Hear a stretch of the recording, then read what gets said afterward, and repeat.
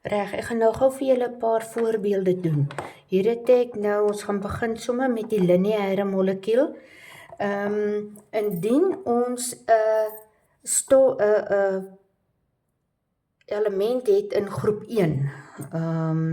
Ek gaan sommer net X en Y gebruik, want ons kan enige, eintlik in groep 1 is dit net waterstof, en in groep 7 kan dit enige een van die halogene wees, soos, of dit kan 'n diatomiese molekuul ook wees. Ons het byvoorbeeld vir, kom ons maak dit nou maar waterstof, met sy een ongepaarde elektron, en naby sit ons chloor. Chloor is in groep 7, hy het 7 elektrone om in sy hoogste energievlak, waarvan 1 8 minus 7 is 1, 1 is ongepaard. Soos die vorm gaan dus lyk, daar's my twee loosstrukture, nou voltooi ek die binding, daar's 'n ongepaarde elektron, en hier's 'n ongepaarde elektron, soos die twee ongepaarde elektrone moet by mekaar uitkom, sodat hulle 'n deelpaar kan vorm. Soos ons het hier 'n chloor, wat in die middel is, daar's chloor, met sy 7 elektrone rondom hom, ek gaan net daai uitvee, en dan kom waterstof, waterstof deel daar, en daar's waterstof. Daar het ons een deelpaar, daai is almal alleenpare of gepaarde pare.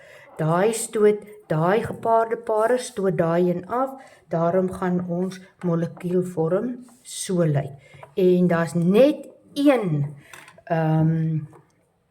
deelpaar, daarom is dit 'n lineêre molekuul.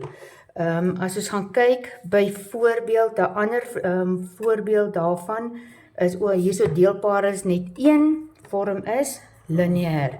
Ons kan ook gaan kyk na stikstof, 'n diatomiese molekuul.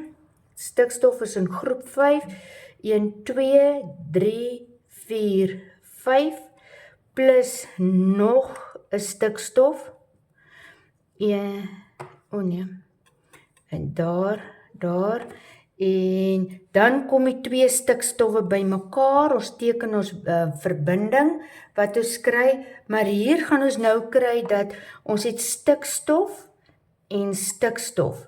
Hier is die gepaarde pare, en dan hieraf, daar is die 3 ongepaarde elektrone van hierdie atoom, daai is die 3 ongepaarde elektrone van hierdie atoom, die gaan soontoe, en hierdie het hiernatoe gekom, maar sien julle nou hier het ons nou 1, 2, 3 bindings, dis 'n trippelbinding, maar dit tel ook net vir een domein.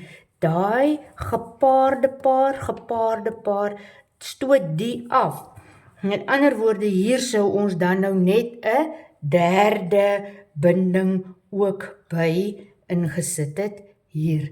Dan het hy nou so gelyk, behalwe net met 3 van hierdie springgoedjies daarin. En hierdie is dan ook 'n lineêre molekuul. Soos, dit is hoe ons by die lineêre molekuule uitkom. Dit kan natuurlik 'n diatomiese molekuul ook wees. Dis voorbeeld nommer 1.